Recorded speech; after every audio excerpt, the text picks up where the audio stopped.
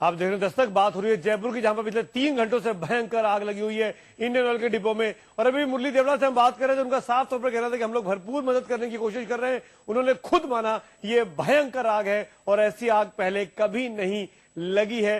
यानी आप समझ सकते हैं कि इसको बुझाने में किस हद तक ना को चने चबाने पड़ रहे होंगे तमाम दमकल अधिकारियों को। हमारे सहयोगी शरद कुमार ने हमको जयपुर से जानकारी दी, उस पूरे इलाके को खाली करा लिया गया है। 20 किलोमीटर के इलाके को, दायरे को खाली कराने को कहा गया है, ताकि आग की लपटों से जो धुआं उठ रहा है, जिस वजह से सांस लेने में मुश्किलें हो रही है, आंखों में जलन हो रही है, उससे लोगों को बचाया जा सके। ताजा जानकारी के मुताबिक 10 किलोमीटर तक के दायरे में तमाम गांव को, तमाम कॉलोनियों को, तमाम लोगों को खाली करा लिया गया है। बाकी 10 किलोमीटर को खाली कराने का काम इस वक्त पुरजोर तरीके से जयपुर के इस बोम्बाला इलाके में चल रहा है। शरद कुमार हमारे सहयोगी हमारे साथ जयपुर से लगातार हमको जानकारी दे रहे हैं। 30 से ज्यादा दमकल गाड़ियां मौका वारदात पर है, आग को बुझाने के लिए भेजी गई हैं, लेकिन उन तक आग तक पहुंच पाना उनके लिए आसान नहीं है। आरती शर्मा दिल्ली फायर सर्विस की डायरेक्टर हमारे साथ मौजूद है। शर्मा साहब, बहुत बहुत स्वागत है। सबसे पहली बात, कैसे ये आग बुझाई जाती है जब खुद पेट्रोल डिपो में ऐसी भयंकर आग लगी हो? देखिए, जितने भी पेट्रोल इंस्टॉलेशंस हैं, डिपो रिफाइनरी हैं, वहाँ पर एक फिक्स इंस्टॉलेशन होती है जो कि हर एक टैंक के ऊपर एक पानी स्प्रे की व्यवस्था या फायर फाइटिंग फोम, उसमें फोम डालने की व्यवस्था रहती है। अगर ये व्यवस्था वहाँ पर है, काम कर रही है, कोई आग लग जाए तो फिर तो ये कारगर हो सकती है।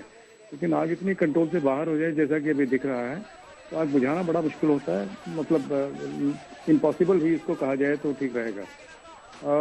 इसमें जो फायर की गाड़ियाँ जा रही हैं सिटी फायर ब्रिगेड की, वो उसके आसपास कहीं भी पहुंच नहीं पाएंगी, क्योंकि उसका हीट का रेडिएशन इतना ज़्यादा होता है। और जो पानी या फोम डालेंगी, एक एक गाड़ी कहीं कहीं डालेगी, उसका कोई प्रभाव नहीं होता है उससे। तो ये आग जो बुझाने की व्यवस्था है, मुझे नहीं लगता कि बुझाई जा सकेगी अभी, क्योंकि इतना एरिया इन्वॉल्व हो चुका है और उसकी रेडिएशन हीट की इतनी है। और ये आग का यही है कि लोग वहाँ से जो जिस एरिया में जिधर हवा का रुख है वहाँ से उसको खाली करा जाए, ताकि उसको जो बाकी प्रॉब्लम्स हैं ब्रीदिंग वगैरह की, वो ना बढ़े उनको। और शर्मा जी, जो तस्वीरें हम लोग देख रहे हैं लगातार हमारे टीवी स्क्रीन पर, वो दिखा रही है कि बहुत ही भयंकर आग है। इस तरह की तस्वीरें मेरे ख्याल से हमारे जहन में नहीं आती कि हमने ऐसी कोई आग हिंदुस्तान में पहले कभी देखी हो। आपके मुताबिक इस आग को कंट्रोल करने में कितना वक्त लग सकता है? को कंट्रोल, जहाँ तक मुझे लगता है, कंट्रोल करना लगभग असंभव है, क्योंकि इतना बड़ा टोटल आपको व्यवस्था करना फोम और पाउडर की, और इस आग को कंट्रोल करना इतना इजी नहीं होता है, क्योंकि बहुत बड़ा एरिया इन्वॉल्व हो चुका है। अगर सिंगल टैंक में होती है तो किसी तरह से इसको कंट्रोल कर सकते थे, लेकिन जितने भी टैंक हैं बहुत बड़े एरिया में, अब एक तरफ से बुझाएंगे तो उसके बाद दूसरी तरफ से फिर आग उसी में फिर दोबारा फैल जाएगी। शर्मा जी, आपने कहा कि असंभव लग रहा है, ऐसे में जो लोग उस इलाके में रहते हैं, जो लोग जयपुर में रहते हैं, उनके लिए क्या वहां रहना खतरनाक हो सकता है? नहीं, खतरनाक वहां रहना नहीं, वो आग जितनी जो जल रही है, इससे नॉर्मली इसके हवा की डायरेक्शन में जो धुआं जा रहा है, उससे लोगों को परेशानी होगी। उस इलाके को खाली कराना जरूरी है। बाकी इतना नहीं कि और कुछ ये, क्योंकि इसमें जो टैंकों में आग लग गई है वही जल के खत्म हो जाएगा, लेकिन इसमें और कोई इतना ज्यादा मुझे लग नहीं रहा है कि ज्यादा कोई भयंकर कोई जयपुर के लिए ऐसा कोई खतरा हो। लेकिन अब हमारे चैनल को तमाम लोग देख रहे होंगे, हो सकता है जयपुर के खुद के लोग देख रहे हो, क्या बता सकते हैं कि ऐसे में उन लोगों को क्या करना चाहिए अगर उनको सांस लेने में तकलीफ हो रही है, आंखों में अगर उनके जलन हो रही है? देखिए, क्योंकि ये आप देख रहे हैं कि बहुत ज्यादा धुआं निकल रहा है काला, और ये जिस हवा की डायरेक्शन में जाएगा, सर्दी का मौसम है तो जब फायर लगी है वहां तो ऊंचा जाता है, लेकिन बाद में ठंडा होकर नीचे आ जाता है। तो जहां भी जिस इलाके में जाएगा वहां लोगों को ब्रीदिंग की प्रॉब्लम होना एक नॉर्मल है, और उनको यही है कि उस इलाके से उनको दूसरी जगह जाना पड़ेगा, दूसरी डायरेक्शन में, ताकि वो कम से कम हवा उनको ठीक ठाक मिलती रहे ब्रीदिंग के लिए। अदरवाइज ब्रीदिंग प्रॉब्लम्स होने की संभावना पूरी रहती है।